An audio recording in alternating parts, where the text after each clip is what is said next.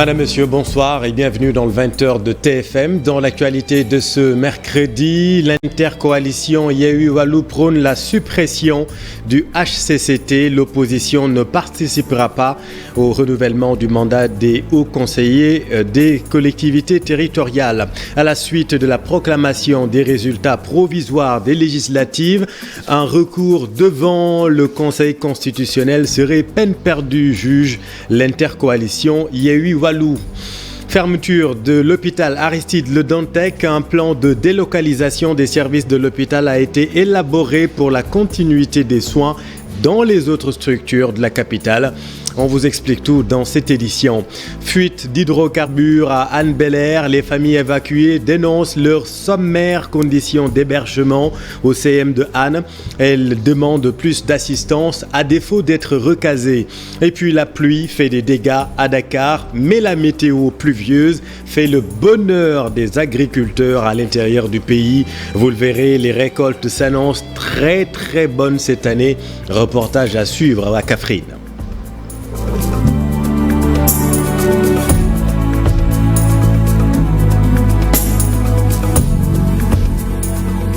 Résultat provisoire des législatives 2022, un recours devant le Conseil constitutionnel serait peine perdue selon l'opposition. L'intercoalition Yewwi Wallu a décidé par ailleurs de ne pas participer au renouvellement du mandat des membres du Haut Conseil des collectivités territoriales, une institution inutile, budgétivore et qui doit être supprimée selon l'opposition. Compte rendu de leur conférence de presse, Maïmouna Ndiaye, Mardiag. Après concertation, l'intercoalition Yewwi Wallu décide de ne pas introduire de recours au Conseil constitutionnel au sortir des législatives. Une décision bien réfléchie aux yeux de Déthié Fall. On pense qu'il ne sert à rien d'aller introduire un recours au niveau du Conseil constitutionnel parce que ce n'est pas à ce niveau que les 2 voire 3 députés qui sont enlevés de l'intercoalition compte tenu justement du bourrage d'urnes qui a existé dans certaines zones, ce n'est pas au niveau de ce Conseil constitutionnel que ces 3 députés vont nous être restitués. Autre point, les membres de Yewwi Wallu annoncent leur boycott des travaux du HCCT. Nous avons décidé, et à l'unanimité, de ne pas participer à l'élection des hauts conseillers des collectivités territoriales et mieux, une fois à l'Assemblée nationale, après le contrôle que nous comptons faire, introduire une proposition de loi pour sa dissolution. Parce que c'est une institution budgétivore et nous pensons que ce qui est mobilisé là-bas peut être réorienté dans d'autres rubriques beaucoup plus intéressantes. Debout comme un seul homme, les leaders de l'intercoalition Yewwi Askan Wi Wallu déclarent qu'ils ne laisseront pas faire ce qu'ils appellent des manœuvres politiciennes du camp adverse. Oui, mais on a le renouvellement des membres du mandat des membres des hauts conseillers des collectivités territoriales, vous le savez, fixé le 4 septembre prochain. Le HCCT, une 3e institution de la République, 3e institution très controversée. Des membres de la société civile s'interrogent sur l'opportunité de cette chambre. Voyez tout cela avec Fatou Bintou Conté et Mohamed Dieng. Depuis 2016, par le président de la République, le Haut Conseil des collectivités territoriales s'achemine vers des élections pour le renouvellement de ses membres. Mais avant cela, la société civile réclame un bilan. À défaut de la dissolution du Haut Conseil, nous réclamons au moins son évaluation, son bilan, pour juger de l'opportunité ou non de la garder. Pour Moundiaï Sissi de l'ONG 3D, cette fois-ci, l'opposition doit être conséquente et refuser de participer à ces élections. Et comme l'opposition, la société civile comme l'opposition avait à l'époque demandé, s'était opposée à la mise en place de cette institution. Donc l'opposition aujourd'hui aura du mal à justifier sa participation à des élections de hauts conseillers de la République. Parce que c'est une institution toujours considérée comme budgétisée. Le vice-président du HCCT suppose que c'est méconnaître le Haut Conseil des collectivités territoriales que de parler d'institutions budgétivores. Je dois préciser que le Haut Conseil des collectivités territoriales est la troisième institution de la République. Il est prévu par la Constitution. Il y a une loi organique qui organise son fonctionnement et ses compétences. Cette loi organique date de 2016. Il y a un règlement intérieur aussi qui date de 2016 qui reprend à peu près en détail la loi organique. Vous savez que la naissance du Haut Conseil des collectivités territoriales est due à l'acte 3 de la décentralisation. D'ailleurs, le mouvement Gumsobop de Bougane Gueye Dany ne compte pas participer à ces élections. Il a toujours demandé la suppression du HCCT. Et l'élection des membres du HCCT sera précédée de l'étape des parrainages, comme c'est le cas pour les autres scrutins. Combien de parrains faut-il avoir? Qui sont les candidats? Comment ça marche? Explication Marcel Farba-Maroun. À l'instar des autres élections nationales, celle des hauts conseillers des collectivités territoriales exige le parrainage. Pour pouvoir faire une déclaration de candidature, les partis politiques légalement constitués, les entités regroupant des personnes indépendantes ou bien les coalitions de partis politiques légalement constitués doivent présenter une liste de personnes parrainant leur candidature. C'est la liste au niveau départemental. Cela veut dire quoi? Cela veut dire que 5% des conseillers au niveau du département doivent parrainer votre liste de candidature. Et je donne l'exemple du département de Dakar. Si vous voulez candidater au niveau du département de Dakar, il faut avoir 5% des conseillers au niveau du département. Et ces 5% ont été déterminés par tout simplement un arrêté du ministre de l'Intérieur. C'est un arrêté du 2 août qui a déterminé le nombre de conseillers pour le parrainage. Si vous prenez le département de Dakar, on est à 65 conseillers pour pouvoir parrainer. Le scrutin prévu le 4 septembre prochain devant élire 150 hauts conseillers des collectivités territoriales comporte cependant des particularités qui le différencient des élections législatives et présidentielles. Et pour les 150 hauts conseillers, les 80 sont élus au niveau des départements et les 70 sont nommés par le président de la République. Et donc, en ce qui concerne le mode de scrutin, c'est un scrutin majoritaire à un tour au niveau des départements. Comme on l'appelle très souvent dans le langage wolof, c'est ce qu'on appelle le Raugad. C'est-à-dire que toute coalition de partis politiques légalement constitués, ou tout parti politique, ou toute entité regroupant des personnes indépendantes au niveau du département, qui a le plus grand nombre de voix, remporte les sièges au niveau de ce département. Pour le corps électoral est composé de conseillers municipaux et de conseillers départementaux. Cela veut dire quoi? Cela veut dire que pour être même investi au niveau des listes de ces élections-là, il faut d'abord être soit un conseiller municipal, soit un conseiller départemental. Pour pouvoir également voter, il faut être également un conseiller municipal ou bien un conseiller départemental. Cela veut dire que les autres personnes qui sont pas dans cette situation ne sont pas concernées par cette élection. En rappel, le dépôt des dossiers de candidature a démarré depuis le 9 août et se termine le 14 août prochain. Autre point à noter et encore différent du processus des autres élections, celle des HCCT ne requiert pas de caution. Merci Marcel. Et puis dans l'actualité politique, l'ancien président de l'Assemblée nationale, Pape Diop, député élu, devrait se prononcer sur son orientation politique ce jeudi. Il se prononce au sortir des législatives. Le leader de Bokk Gis Gis a rencontré le khalife général des Mourides à Diourbel. Explication Babacar Diouf. Aucune déclaration à faire. C'est en ces termes que le leader de la coalition Bokk Gis Gis Liguey a répondu aux sollicitations des journalistes, attendus pour clarifier sa position entre la coalition Benno Bokk Yakaar et l'intercoalition Yewwi Wallu. Pape Diop continue de faire durer le suspense. Après un tête-à-tête avec le khalife général des Mourides dans sa résidence à Diourbel, l'ancien président de l'Assemblée nationale s'est engouffré dans sa Lexus noire, laissant la presse sur sa faim. Interpellé, Mamadou Lamine Massali, qui l'accompagnait, nous a certifié qu'aucune déclaration ne sortirait de Diourbel. Et Massali de poursuivre. L'opinion publique sera édifiée ce jeudi à la suite de la conférence de presse de la conférence des leaders de la coalition Bokk Gis Gis Liguey. Pape Diop a aussi été reçu par Serigne Moustapha Nawel à sa résidence sise au quartier Kourgoumak à Diourbel. Dans la cour du khalife général des Mourides, certaines indiscrétions nous ont soufflé que Serigne Mountakha ne recevait pas des hôtes les mercredis. Seuls ses frères ou ceux qu'il a lui-même invités ont accès à lui. Merci Babacar. L'actualité, c'est aussi la fermeture momentanée dès le 15 août prochain de l'hôpital Aristide Le Dantec pour la continuité de la prise en charge des malades. Un plan de délocalisation des services de l'hôpital a été déjà peaufiné. Les soins vont continuer donc dans les autres structures sanitaires de Dakar. Selon le directeur, les salariés de l'hôpital Le Dantec seront pris en charge durant la période de reconstruction. Cher Diop, Alioune Diagne. La course contre la montre pour ces patients et leurs accompagnants, venus honorer leurs derniers rendez-vous médicaux. Pour certains, car dans 5 jours, le mythique hôpital sera fermé. Une mauvaise nouvelle pour ces malades désemparés. Raison pour laquelle on est venu depuis 8 heures, mais les médecins n'ont pas l'esprit tranquille.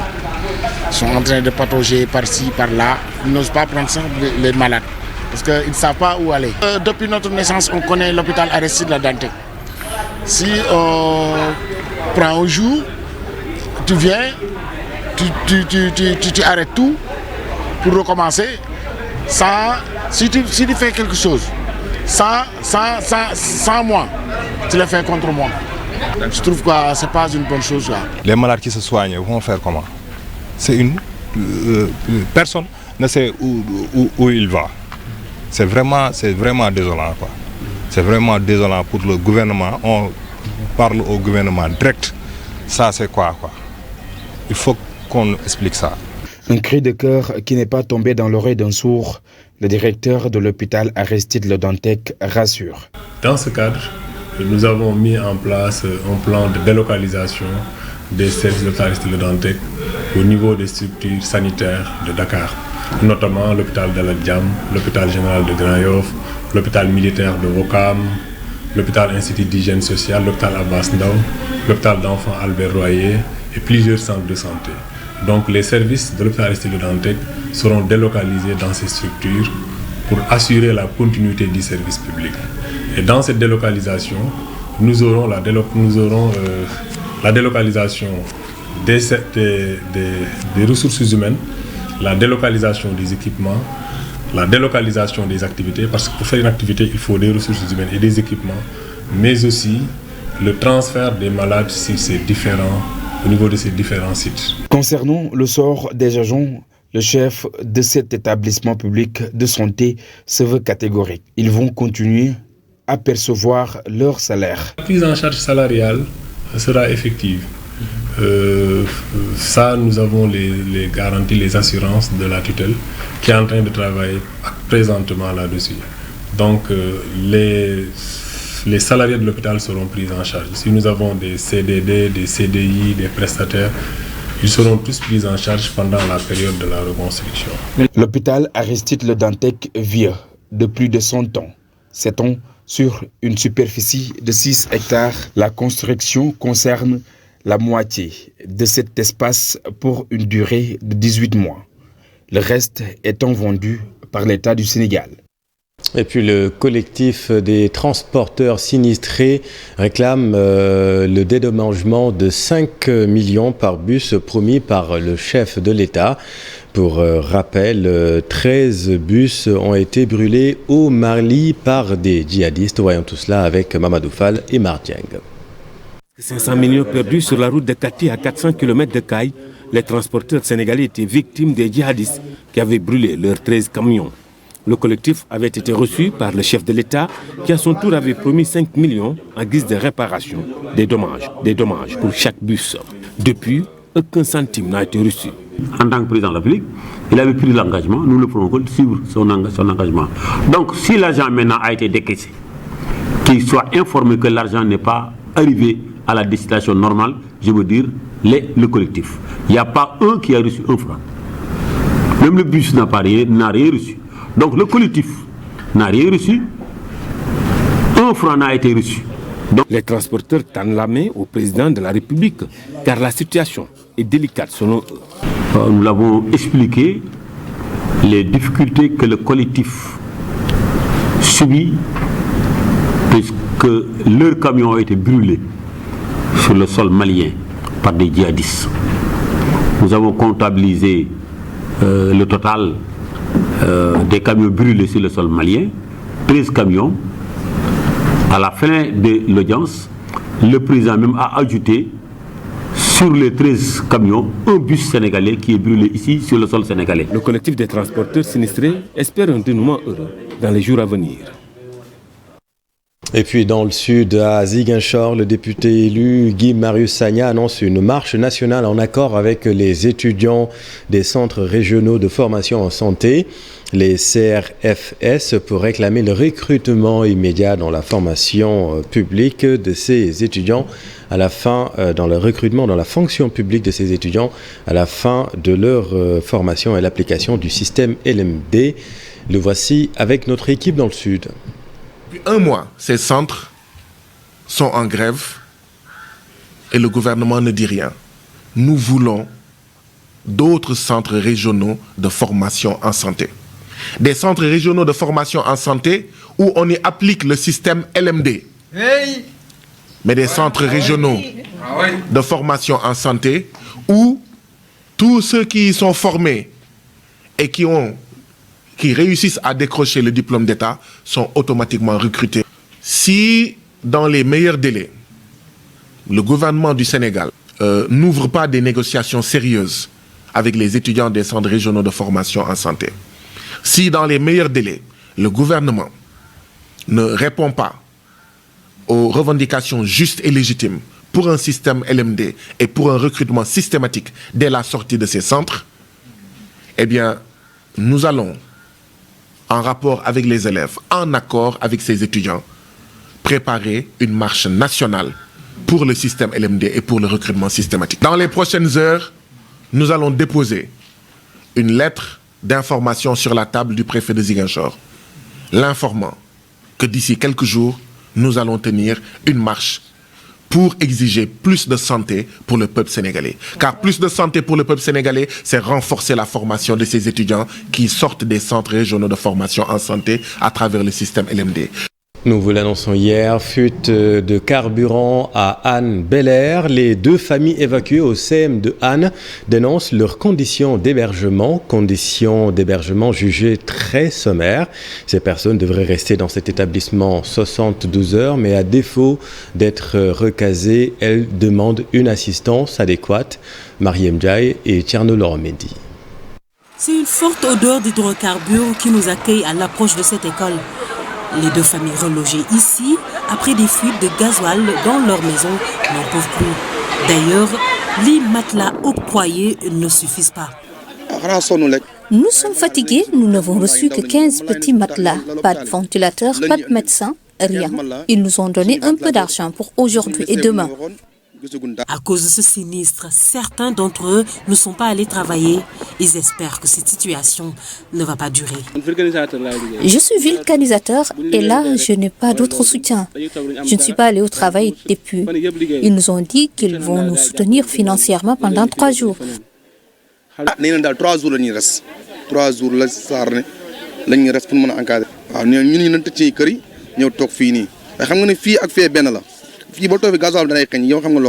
D'ailleurs, ils veulent être recasés, peu importe le lieu, pour vous, qu'il y ait de la sécurité.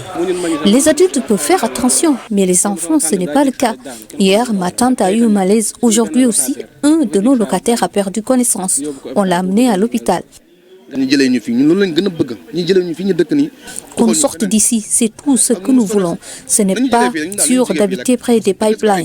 Si l'incendie de l'autre jour s'était passé la nuit, nous serions tous morts. Les fuites d'hydrocarbures survenues à Yarar Tefes, au quartier Waloga, épuisent les populations. Elles ont peur pour leur santé et demandent de l'assistance dans les plus brefs délais. Merci Mariam. Bellevue, la mal nommée, la cité subit de plein fouet les inondations. Depuis 17 ans, le spectacle affreux s'affiche à chaque hivernage. Vendredi dernier, l'eau est montée jusqu'à 2 mètres. C'est en Zodiac que certaines populations ont dû quitter leur domicile. Les habitants demandent à l'État une solution structurelle. Reportage Pape Faraning et Pape Sangounembay. La cité Bellevue n'est plus belle à voir après les fortes pluies du vendredi. Les habitants ont vécu le calvaire Jusqu'à présent, les eaux sont sur place au grand désarroi des riverains. Il y a eu 126 mm d'eau. La cité ne peut pas contenir toute cette eau. Vous êtes tous malades? On est tous malades.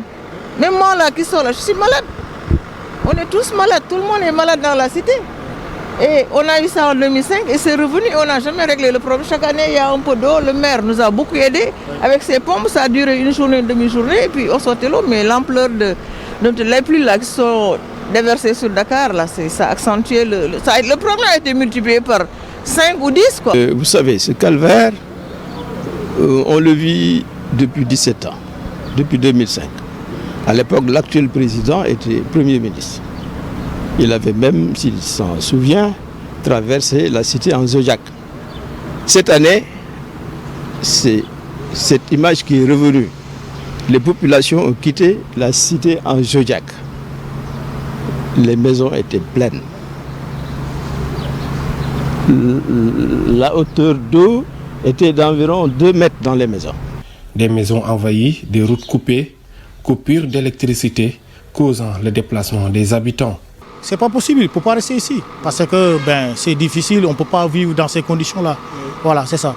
Et pourtant, cette situation est facile à résoudre selon les populations. Il y a d'autres points comme la Cité Soleil qui étaient beaucoup plus difficiles à gérer. Mais quand on a voulu mettre une solution, aujourd'hui vous allez à la Cité Soleil, après la pluie, il n'y a pas d'eau. C'est parce qu'on a mis la bonne solution. La bonne solution pour l'eau, c'est une canalisation qui va vers la mer. Je regrette, le pompage, c'est juste une opération coup de poing. Si actuellement, il y a un peu d'accalmie, toutefois les riverains sont sur le qui-vive et redoutent le pire si rien n'est fait avant les prochaines pluies. Bonne nouvelle pour les citadins, fini le strident klaxon de la benne tasseuse. Ce bourdonnement, disons-le, désagréable, va progressivement disparaître. À la place, les équipes de l'UCG vont balancer de la musique pour signaler la présence de la benne tasseuse. Le nouveau procédé sera testé pendant 1 an ici à Sacré-Cœur, à Dakar, et c'est déjà pas mal. Bon, et tout cela avec Fatima Touré et Pape Sangonimbaye. De loin, on entend déjà la musique retentir dans les rues de Sacré-Cœur 1. Quelques minutes plus tard, apparaît le camion à ordures de l'UCG. Désormais, plus besoin de klaxons pour faire sortir les populations de chez elles. Un nouveau mode opératoire de l'entreprise de nettoiement qui semble avoir les effets escomptés. Cette initiative est venue à son heure. Enfin, nous n'allons plus entendre les klaxons qui nous dérangeaient. Il y a des personnes malades. Le bruit des klaxons les exaspérait vraiment. Ce son de Youssou Ndour est le meilleur. L'initiative est bonne, mais nous souhaiterions qu'il y ait un seul coup de klaxon avant la musique, en guise d'alerte. Des hommes à pied d'œuvre, chacun essaye de faire de son mieux pour répondre aux désirs des habitants. Ils disent avoir des retours positifs qui les poussent à persévérer dans cette dynamique. Le klaxon, déjà, ça dérange les gens. Il y a des pères de famille, il y a des mamans, il y a des enfants qui sont en vacances. Il y a plus de malades au Sénégal, au niveau du Sénégal. Alors on est obligé de prendre la musique de Youssou Ndour, 7h07. C'était bien avec la population parce que c'est eux qui sont demandés, les chefs d'équipe. Alors, où est la musique de Youssou Ndour? On entend ça parce que c'est beau, et ça ne nous dérange pas du tout. Mais le klaxon, ça nous dérange, alors ça nous fait génial. Après Sacré-Cœur, d'autres localités vont aussi bénéficier de ce même mode opératoire. Exit des sons de klaxon, place à la musique. Comme déjà lui l'a dit, on va commencer par Sacré-Cœur, au niveau de Sacré-Cœur 1 et 2. Et si ça réussit, ça peut continuer. Il y a des secteurs qui sont là. Eux aussi, ils vont remarquer, comme Sacré-Cœur a déjà fait ça, eux aussi, ils vont faire ça. Et puis ça va partager au niveau de toutes les régions du Sénégal. Pour l'heure, la phase test est une réussite selon les agents de l'UCG. Durant 1 mois, Sacré-Cœur sera la localité témoin. En attendant, d'autres quartiers dans les jours à venir. Merci Fatima. L'autre grand titre de cette édition, si les précipitations font des dégâts, hélas, à Dakar, la météo pluvieuse fait le bonheur des agriculteurs à l'intérieur du pays. Illustration à Kaffrine, où vous allez le voir, les récoltes s'annoncent très bonnes cette année. Le mil aussi bien que l'arachide sont au stade de maturation. Les producteurs demandent d'ores et déjà à l'État de fixer le prix plancher de l'arachide à 500 francs CFA. Omar Diaye, reportage. L'état de développement des cultures d'arachide de mil, un réel motif de satisfaction chez les agriculteurs du Ndoukoumane. Je pense que nous ne pouvons que rendre grâce à Dieu dans la mesure où toute spéculation confondue, je suis sur un champ d'arachide et je pense que vous voyez, la situation est vraiment en maturation et l'évolution vraiment est de manière extraordinaire, tandis que les paysans demandent à l'État de fixer le prix du kilogramme d'arachide à 500 francs au minimum pour la campagne de commercialisation prochaine.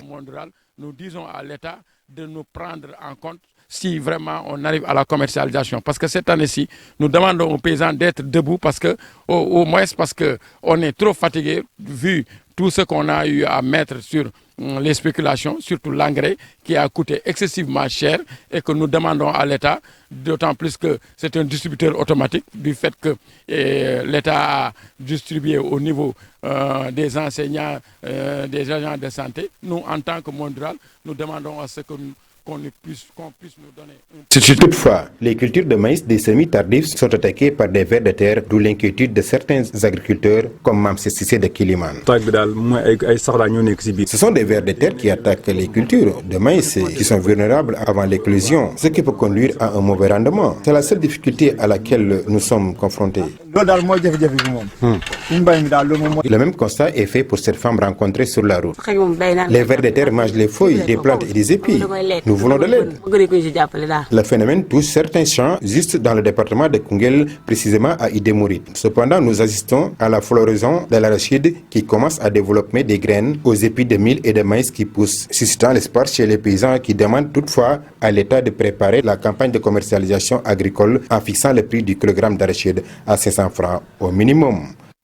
Merci Oumar pour ces belles images. Et puis retenez également dans l'actualité les éléments de la brigade régionale des stupéfiants de Sédhiou ont procédé à la saisie de 127 kg de chanvre indien dans les champs de Koussi à une trentaine de kilomètres de Sédhiou. Après une course-poursuite, les trafiquants dans leur fuite ont forcé et abandonné leur cargaison constituée de 127 kg. Les faits se sont déroulés la nuit dernière. Une enquête est ouverte. Fenêtre sur le monde dans l'actualité internationale, le Mozambique, le Zimbabwe, la Tunisie et le Burkina Faso, une dizaine de soldats ont trouvé la mort dans une double attaque attribuée à des djihadistes dans le nord du pays. On est tout cela avec ce récit de Daniel Diouf. Au moins 15 soldats burkinabés ont laissé la vie mardi dans une double attaque à l'engin explosif commise par des djihadistes présumés dans le nord du pays. Une double attaque produite sur l'axe Bourzanga-Djibo dans la région du centre-nord, selon l'état-major de l'armée burkinabé. Elle a été commise lors d'une mission d'escorte conduite par une unité militaire du 14e régiment interarmes en des véhicules du convoi transportant des combattants à sauter sur un engin explosif. Le président Felipe Nyusi du Mozambique envisage de créer un fonds souverain pour gérer les revenus tirés de l'exploitation des réserves de gaz du nord du pays. Déclaration faite alors qu'il annonçait une série de mesures destinées à aider l'économie en difficulté. Le fonds garantirait une gestion transparente des revenus et contribuerait au développement du pays, selon le président mozambicain. Au Mozambique, de vastes gisements de gaz naturel ont été découverts en 2010 dans la province de Cabo Delgado, dans le nord du pays, les plus importants jamais trouvés au sud du Sahara. Une fois ces gisements exploités, le Mozambique pourrait devenir l'un des premiers exportateurs mondiaux. Un revers pour le président Kais Saied de Tunisie, désavoué par le tribunal administratif de Tunis qui a suspendu l'exécution de sa décision prise en juin de révoquer 57 juges. Une mesure qui avait suscité une levée de boucliers dans le pays. Après avoir examiné les données factuelles et juridiques en vigueur pendant l'enquête, 48 juges sur les 57 révoqués par le président tunisien pourraient reprendre leur travail selon le tribunal administratif. Pour rappel, en juin dernier, le président Kais Saied avait publié un décret révoquant ces juges pour des soupçons de corruption, pour changement du corps de certaines affaires et pour perturbation d'enquête dans des dossiers de terrorisme. La liste des charges comprenait également des accusations de corruption financière et morale, ce que les juges ont nié. Et puis, après 70 ans d'attente, des œuvres d'art du Zimbabwe portées disparues puis retrouvées à Londres sont de retour dans leur pays d'origine à la faveur d'une exposition historique. Elles ont été réalisées dans les années 40 et 50 par des élèves de la Syrian Mission School, la première école à enseigner l'art aux étudiants noirs dans ce qui était alors la Rhodésie, gouvernée par la minorité blanche. Les organisateurs négocient avec la fondation Curtain, propriétaire de la collection, pour le rapatriement permanent des œuvres. L'exposition se tiendra jusqu'à la fin du mois d'octobre. Dans l'actualité sportive, François Mendy remporte une médaille d'argent aux Jeux de la solidarité islamique. Toujours dans cet événement sportif à Konya en Turquie, l'équipe nationale locale de football fait un match nul, un but partout face à l'Algérie. Le round-up de l'Actu Sport avec Cher Sadibou Diarra. Le football pour commencer. L'équipe nationale locale récolte son premier point dans le groupe A des Jeux de la solidarité islamique à Konya, en Turquie. Les protégés du sélectionneur Pape Thiaw ont obtenu un nul, un but partout face à l'Algérie. Après le 0-0 à la mi-temps, les Sénégalais avaient ouvert le score à la 63e minute avant de concéder l'égalisation à 2 minutes de la fin du match. Le Sénégal, actuel 3e du groupe, derrière la Turquie et l'Algérie, va jouer son dernier match du premier tour face au Cameroun vendredi prochain à partir de 11h30. Pendant ce temps, Sadio Mané et compagnie de l'équipe nationale du Sénégal ne vont plus disputer le match d'ouverture de la Coupe du Monde 2022. C'est finalement l'affiche Qatar-Équateur qui a été choisie par la FIFA pour le 20 novembre, soit un jour avant la date initiale. De son côté, le Sénégal va toujours disputer son premier match le 21 novembre face aux Pays-Bas à partir de 11h. Les Lions entament leur préparation du Mondial Qatar 2022 au mois de septembre prochain avec une rencontre face à l'Iran le 27 de ce mois en Autriche. En attendant, la Confédération africaine de football tient son assemblée générale ordinaire à Arusha, en Tanzanie. Elle en a profité pour officialiser le lancement de la Super League africaine à partir du mois d'août 2023. Cette compétition va réunir les 24 meilleurs clubs de l'Afrique répartis dans une première phase en 3 groupes géographiques de 8 équipes chacun. Les 5 premiers de chaque groupe et le meilleur 6e vont disputer les 8e de finale. La compétition se termine au mois de mai avec au total 197 matchs au programme. 64 milliards de francs CFA vont être répartis aux 24 participants, dont 7 milliards 360 millions aux vainqueurs. Avant le début de la Super League africaine, chacune des 24 équipes participantes va recevoir 1 milliard 600 millions de francs CFA. Avec un tel intérêt financier, cette compétition menace l'avenir de la Ligue des Champions et la Coupe de la Confédération africaine de football. Terminons avec de l'athlétisme. François Mendy, le spécialiste du 110 mètres et remporte la médaille d'argent dans cette épreuve aux Jeux de la solidarité islamique avec un temps de 13 secondes 28 centièmes. C'est la deuxième médaille remportée par le Sénégal dans cet événement sportif. En France, la Jamaïcaine Shelly Ann Fraser-Price, championne du monde du 110 mètres et vient de réaliser la meilleure performance mondiale de la saison dans cette épreuve au meeting Diamond League à Monaco. Elle signe à 35 ans un chrono de 10 secondes 62 centièmes. Merci cher, c'est la fin de cette édition. Merci infiniment de l'avoir suivi. L'info continue dans Soir d'Info avec Pape Abdoulaye et son invité ce soir, la députée élue, Madame Nafi Diallo. C'est à vous, Pape Abdoulaye. Dans un instant, restez avec nous. Vous êtes au bon endroit. Bonne soirée.